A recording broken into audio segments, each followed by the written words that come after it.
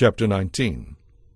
The Lord said to Moses and Aaron, "Here is another ritual law required by the Lord.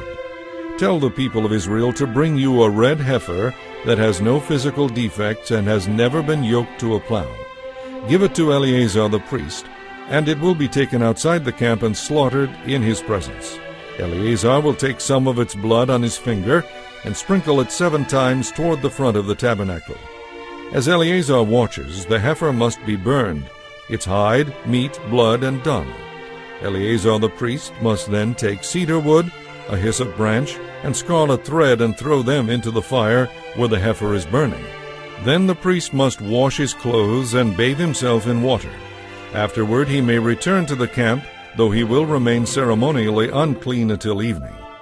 The man who burns the animal must also wash his clothes and bathe in water, and he too will remain unclean until evening.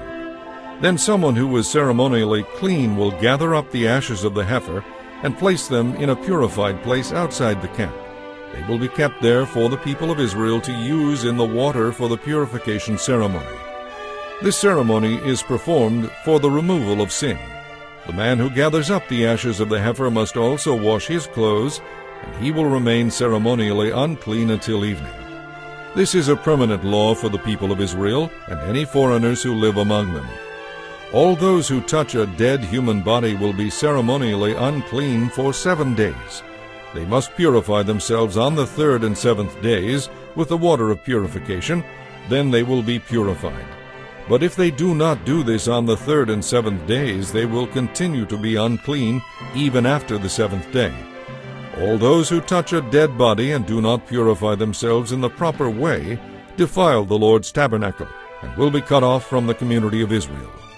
Since the water of purification was not sprinkled on them, their defilement continues. This is the ritual law that applies when someone dies in a tent. Those who enter that tent and those who were inside when the death occurred will be ceremonially unclean for 7 days. Any container in the tent that was not covered with a lid is also defiled. And if someone outdoors touches the corpse of someone who was killed with a sword or who died a natural death, or if someone touches a human bone or a grave, that person will be unclean for 7 days. To remove the defilement, put some of the ashes from the burnt purification offering in a jar and pour fresh water over them. Then someone who is ceremonially clean must take a hyssop branch and dip it into the water. That person must sprinkle the water on the tent, on all the furnishings in the tent, and on anyone who was in the tent, or anyone who has touched a human bone, or has touched a person who was killed, or who died naturally, or has touched a grave.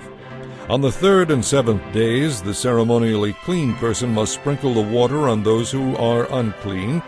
Then on the 7th day, the people being cleansed must wash their clothes and bathe themselves, and that evening they will be cleansed of their defilement. But those who become defiled and do not purify themselves will be cut off from the community, for they have defiled the sanctuary of the Lord. Since the water of purification has not been sprinkled on them, they remain defiled. This is a permanent law. Those who sprinkle the water of purification must afterward wash their clothes, and anyone who touches the water of purification will remain defiled until evening.